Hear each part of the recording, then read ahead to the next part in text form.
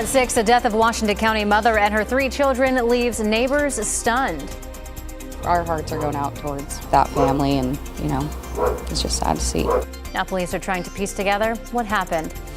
Plus, Brian Koberger, the man accused of killing 4 University of Idaho students in 2022, returns to the courtroom today with key evidence in the case and the death penalty on the line. And later, we are less than a week away from tax day. At 6:45, we'll tell you how to avoid those pesky scammers. KGW News at Sunrise starts right now.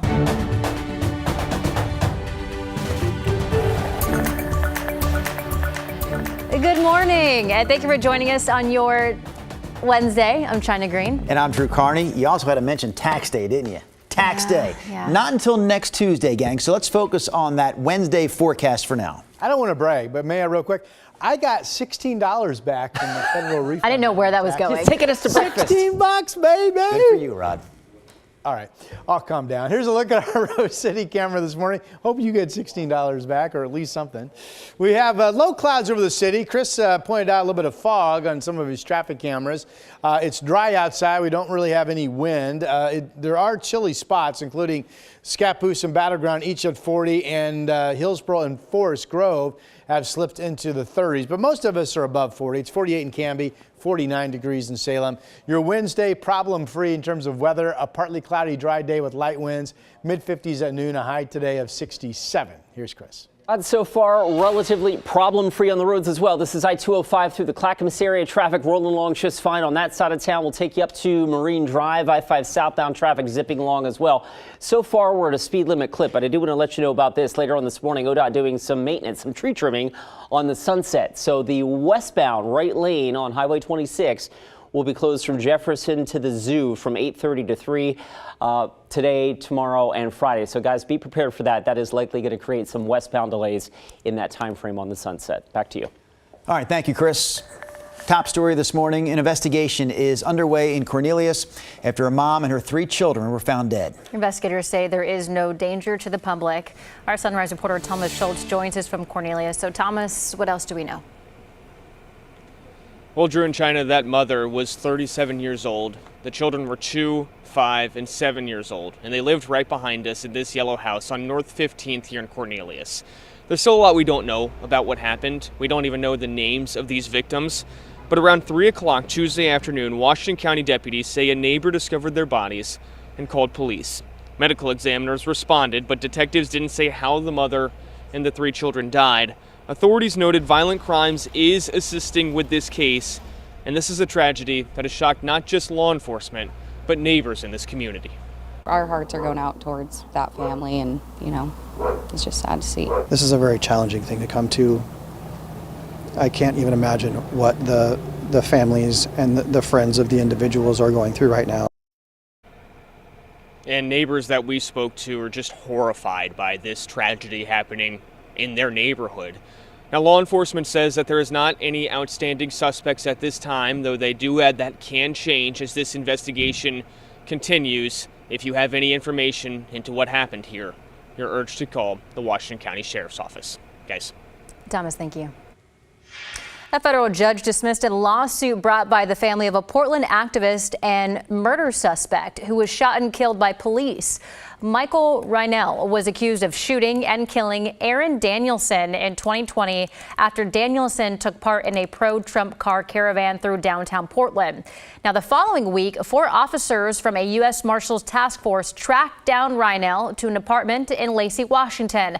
The officers testified that when Reinell was cornered in his car, he reached for a gun, prompting them to open fire and kill him. His family sued, claiming the officers used excessive force, never identified themselves, and never gave him a chance to surrender. But the judge said the officers had reason to fear for their lives and said any civil rights claims should be handled by filing a grievance with an inspector general. The family is expected to appeal. The man who killed a mental health aide in a Gresham group home nearly 2 years ago will be committed to the state hospital. James Calvin Smith stabbed 26-year-old Haley Rogers to death in 2023. In January of this year, Smith was deemed capable of standing trial, and yesterday a judge found him guilty except for insanity. Smith will be committed to the state hospital under the Psychiatric Security Review Board, and they will determine whether or not it's ever safe for him to re-enter the community. The district attorney expects that determination will never happen.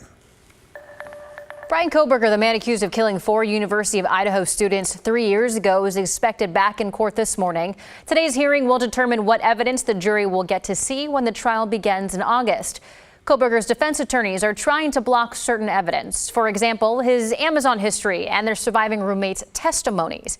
The hearings could also determine if Koberger will face the death penalty.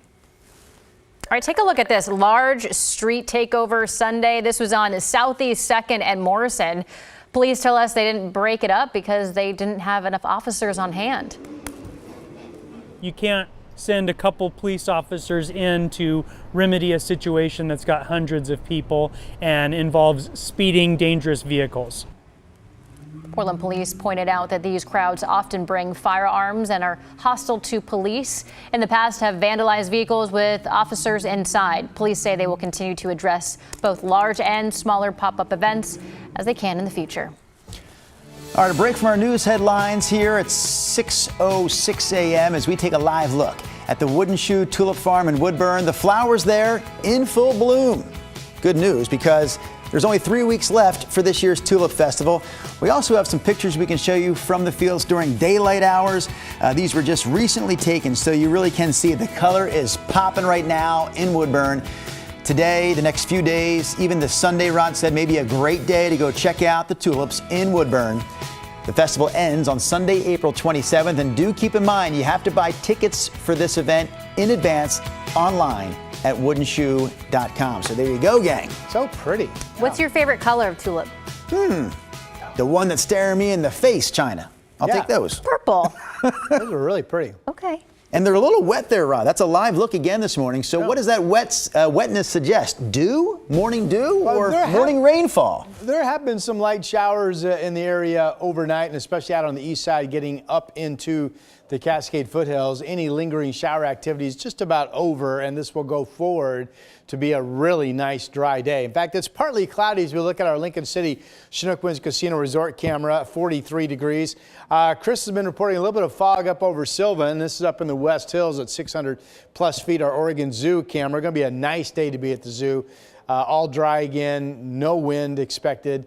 45 out the door, and some of you are in the 30s, but we'll be mid-50s at noon, and we'll get up to about 67 for a high today. So again, a really, really nice day. I do want to point out that we're still expecting rain to come in tomorrow. So here's Thursday morning at about 11 o'clock, rain at the coast. Thursday afternoon, 2 o'clock, the rain is moving in to the I-5 corridor. Most of that will be through our area by evening. So a few hours of passing rain, and for Portland and Salem, that will come, it looks like, between about 2 and 5 tomorrow.